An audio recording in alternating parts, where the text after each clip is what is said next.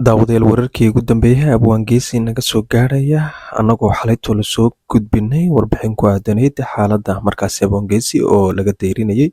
Haddaba daawadayaal hadda aan xogo dheeriya ka helnay markaasi dadyow ku sugan dalkaasi Kenya caasimadiisa Nairobi ayaa waxaa lagu sheegay in abwaan geesi ilaa hadda uu koomadii ku jiro xaaladiisuna ay tahay mid allow sahla oo markaasi marba marka kasii dambaysa kasii dareysay waxaa jirtay in dhawaanahanba uu markaasi xanuunsanayay xanuunkaas oo markaasi la jiifay markaasi dalkaasi Kenya.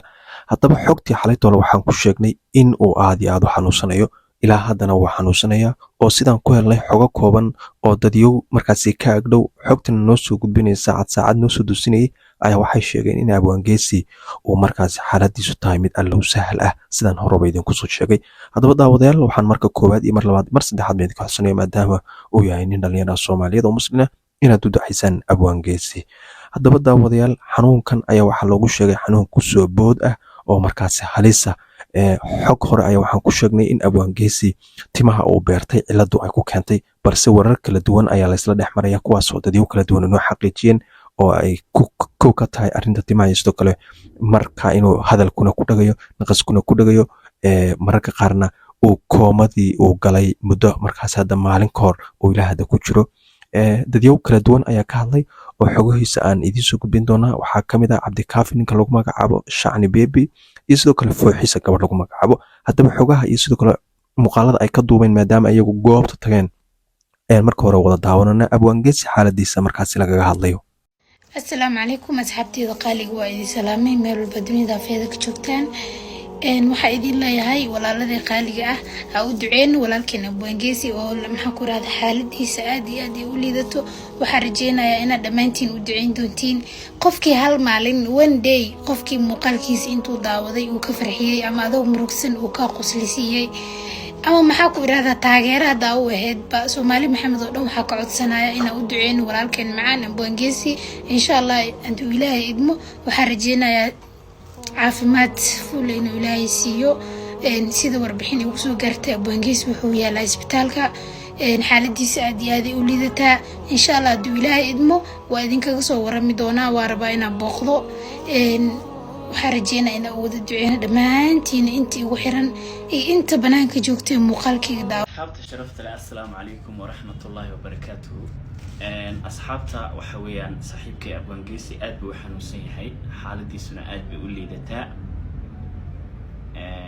وحويان وحين كعد سنة إن أصحابتا إن دوسود عيسان أبوانك إن حنونك إلهك كرقاضو انتو مرين إلهي دم بداف ورنبو أيان كعد سنة إن أد ماركتي أد دوسود عيسان أبوان جيسي أصحابته waxaan si naxariis leh idinka codsanaynaa qof walba inuu maaragtay abwaanka u soo duceeyo.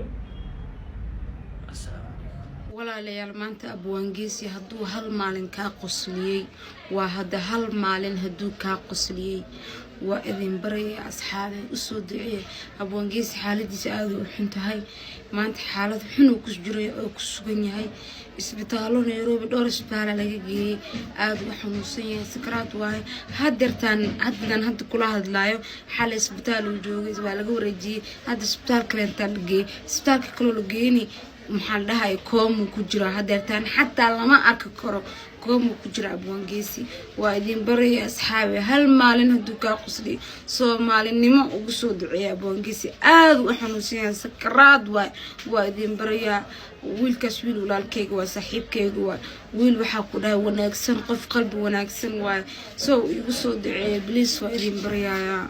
daawadayaal intaas ayaan kusoo gabagabaynaynaa abwaan geesi xaaladiisa oo markaasi laga dayrinayo waxaan Allah subxaanahu wa tacaala uga rajeynayaa inuu Ilaahay caafiyo. haddaba daawadayaal si aad ula socotaan akhbaaraadka abwaan geesi fadlan waxaan idinka codsanaynaa inaad YouTube-keena Hogol News subscribe noo saartaan si aad u heshaan wararkii ugu dambeeyay ee ku saabsan abwaan geesi inuu caafimaado iyo sidoo kale wixii ku soo kordha koomada goorta oo ka baxo xogahaas oo dhan ayaan idiin soo gudbin doonaa. ildhow ayaan markaasi la yeelan doonaa anagoo markaasi kaashanana dadyow markaasi ku sugan hospitaalka uu abwaan geesi ku sugan yahay. waana mahadsantiin saaxiibayaal ee muuqaalkan si share gareeya subscribe na saara si aad u heshaan markaasi akhbaaraadkii ugu dambeeyay. mahadsanidin.